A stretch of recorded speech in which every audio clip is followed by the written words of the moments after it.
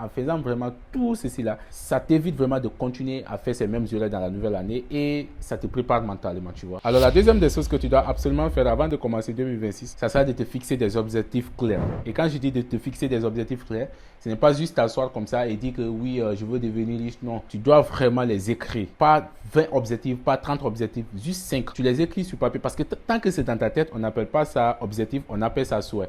Moi, en décembre dernier, pour la toute première fois de ma vie, j'ai pris mon temps, m'asseoir, réfléchir et écrire mes objectifs sur papier. J'en ai écrit 5, juste 5 objectifs. Et parmi ces 5 objectifs, j'ai écrit un montant qui me faisait peur, un montant qui honnêtement n'avait aucun sens pour l'étudiant que j'étais en ce moment-là, tu vois. Je me regardais, je me disais, mais est-ce que ça c'est réalisable? Comment moi, en tant qu'étudiant, je peux atteindre ça? En ce moment-là, je ne connaissais même pas ce qu'on appelait business en ligne. Moi, dans ma tête, c'était partir à l'école, être mentor de ma promotion. Ça, je l'ai fait. Mais à un moment donné, ce n'était vraiment plus important pour moi. Mais ce bout de papier, je l'avais toujours sur moi, dans mon sac, en classe, partout. Mars, avril, mai. Pendant 5 mois, je n'avais rien gagné encore de ce montant-là. Rien, pratiquement rien. Mais ce bout de papier était toujours là, je le relisais. Et un jour, un coach arrive à la fac, d'accord, avec son équipe, pour une formation dont le thème de la formation c'était fais ton premier million avec ton téléphone portable. Donc j'avais pris mon ticket, j'ai suivi la formation, j'avais même parlé de la formation dans l'une de mes vidéos ici. Et après la formation, j'ai commencé à passer à l'action. Et quand je suis commencé à passer à l'action, j'ai commencé à avoir les résultats petit à petit. Et le montant que j'avais écrit au départ, le montant que j'avais écrit sur le bout de papier, le montant qui me faisait peur, j'ai commencé à voir le montant arriver. Je me disais, mais ce montant, il est petit. Donc, j'étais là maintenant à doubler le montant, à tripler le montant que je devais avoir à la fin de l'année. Le montant que je voyais vraiment idéaliste au début de l'année, je le voyais vraiment se rapprocher facilement.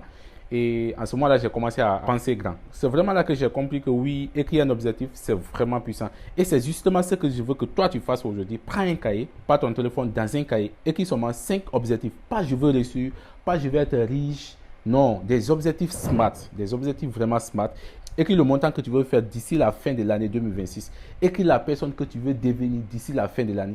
Écris la vie que tu veux vraiment avoir. Demande clairement à la vie ce que tu veux. Fais-le sérieusement et viens me dire ici dans les commentaires si ça a commencé à changer quelque chose pour toi. La troisième des choses que tu dois absolument mettre en place avant de commencer 2026, c'est de faire un plan d'action. Si tu as vraiment écrit tes objectifs sérieusement, il y a une question qui devient inévitable. Une question simple mais dérangeante. Qu'est-ce que je dois faire concrètement chaque jour pour atteindre ça, pour atteindre ceci, pour atteindre mes objectifs?